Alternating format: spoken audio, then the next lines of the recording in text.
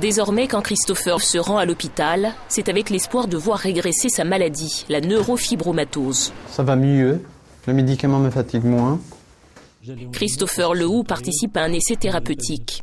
Depuis 9 mois, il teste un médicament qui pourrait réduire ses tumeurs sous-cutanées. Il a fallu que je me fasse opérer parce que j'avais des nodules qui compressaient la moelle épinière. Et les symptômes, c'était que je tombais par terre, j'avais des crampes aux doigts. Quand j'étais assis, mon mécanisme avait du mal à se remettre. Donc on fait un petit rappel. Donc vous prenez actuellement deux comprimés de 5 mg, ça vous fait 10 mg par jour. Des médicaments à prendre tous les jours, un examen clinique, des analyses sanguines, des IRM à passer chaque mois, une batterie de tests pour vérifier l'efficacité du nouveau traitement et évaluer les effets secondaires. Et vous penchez en avant. Donc on a décidé de sélectionner chez chaque patient 4 ou 5 gros neurofibromes que l'on va suivre régulièrement pendant que vous prenez ce traitement. C'est un échec. Christopher est le premier patient de ce protocole.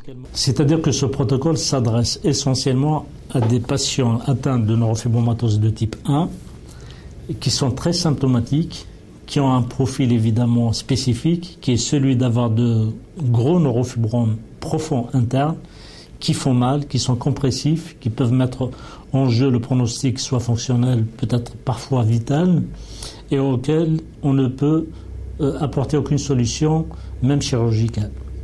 Donc, il n'y a aucune alternative. Comme pour tout protocole thérapeutique, l'issue du traitement est incertaine. Mais Christopher veut y croire. Si jamais ça ne fonctionnait pas. C'est pas la fin du monde, quoi. La vie continue. C'est pas un échec. On aura tenté.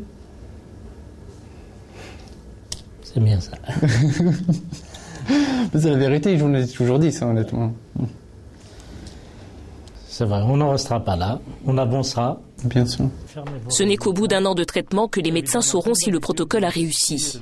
Mais d'après le coordinateur de l'essai, la molécule testée, l'Iverolimus, est sans doute le meilleur espoir contre la neurofibromatose. On a essayé l'Iverolimus parce qu'on avait des molécules voisines qui marchaient dans des maladies qui sont très semblables à la neurofibromatose.